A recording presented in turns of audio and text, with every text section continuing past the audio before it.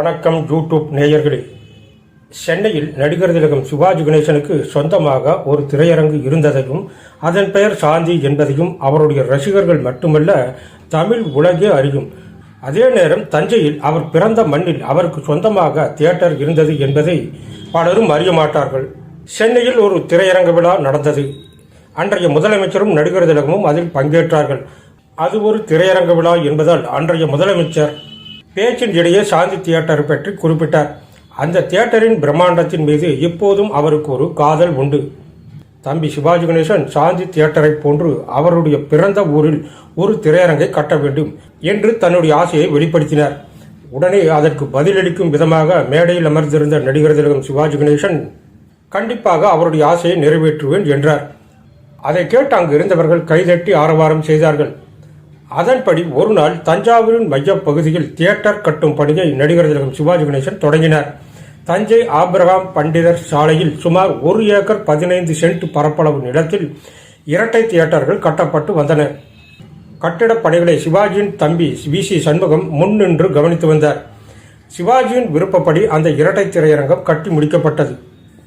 ஒரு திரையரங்குக்கு சாந்தி என்று தன்னுடைய மகளின் பெயரையும் மற்றொரு தியேட்டருக்கு தன்னுடைய மனைவி கமலாவின் பெயரையும் சூட்டி அழகு பார்த்தார். சாந்தி திரையரங்கு சற்று பெரியதாகவும் கமலா தியேட்டர் சற்று சிறியதாகவும் வடிவமைக்கப்பட்டன. 2 தியேட்டர்களிலும் ஏசி வசதிகள் செய்யப்பட்டு இருந்தன.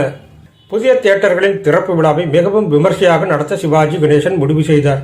ஆனால் தியேட்டர்களுக்கு லைசன்ஸ் வழங்காமல் மாவட்ட நிர்வாகம் இழுத்தடித்து வந்தது. நடிகர் திலகத்துக்கு இது சங்கடமாக இருந்தது. இதனால் மாவட்ட நிர்வாகத்தை கண்டித்து சிவாஜி மன்றத்தினர் போராட முடிவு செய்தார்கள். தஞ்சை கீழவாசல் ஆட்டு மந்தை தெருவில் கண்டன பொதுக்கூட்டத்துக்கு ஏற்பாடு செய்யப்பட்டது. சிவாஜியின் தம்பி வி.சி. சண்முகம் தலைமையில் நடந்த கண்டன கூட்டத்தில் பேசிய அனைவரும் தஞ்சை மாவட்ட கலெக்டரையும் நிர்வாகத்தையும் கடுமையாக விமர்சனம் செய்தார்கள்.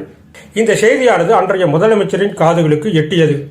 மறுநாள் மாவட்ட கலெக்டர் தியேட்டர்களை திறப்பதற்கான அனுமதி சான்றுடன் வந்து சிவாஜியின் சகோதரர் வி.சி. சண்முகத்தை நேரில் சந்தித்து கொடுத்தார்.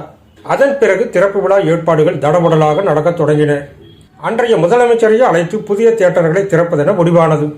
1984ஆம் ஆண்டு ஏப்ரல் மாதம் 14ஆம் தேதி தமிழ் புத்தாண்டு தினத்தில் காலை 10:30 மணிக்கு திறப்பு விழா நடந்தது. அப்போதைய மத்திய பாதுகாப்புத்துறை மந்திரி ஆர். வெங்கட்ராமன் பின்னாளில் ஜனாதிபதி ஆனவர் தலைமை தாங்கினார். அன்றைய தமிழக முதலமைச்சர் ரிப்பன் வெட்டி சாந்தி கமலா இரட்டை திரையரங்கை திறந்து வைத்தார். சாந்தி தியேட்டரின் திரைப்பட கருவியை துளசி ஐயா வாண்டையாரும் கமலா திரையரங்கின் திரைப்பட கருவியை ராமானுஜமும் இயக்கி வைத்தார்கள். புதிய திரையரங்குகள் திறக்கப்பட்டதும் சாந்தி தியேட்டரில் சிவாஜி கணேசன் நடித்த வாழ்க்கை திரைப்படமும் கமலா திரையரங்கில் பிரபு நடித்த நியாயம் திரைப்படமும் திரையிடப்பட்டன. சிவாஜி கணேசன் அன்றைய முதல்வருடன் அமர்ந்து வாழ்க்கை திரைப்படத்தை பார்ப்பதற்காக சாந்தி தியேட்டருக்கு சென்றார்.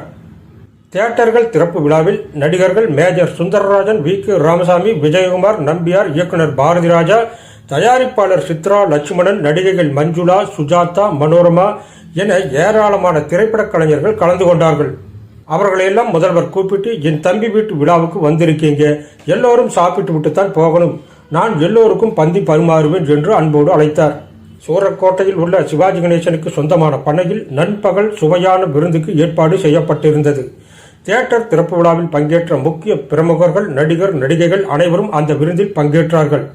சாந்தி கமலா திரையரங்குகளில் தொடர்ந்து நடிகர் திலகம் சிவாஜி கணேசன், இளைய திலகம் பிரபு நடித்த படங்களுடன் மற்ற நடிகர்களின் படங்களும் திரையிடப்பட்டு வந்தன.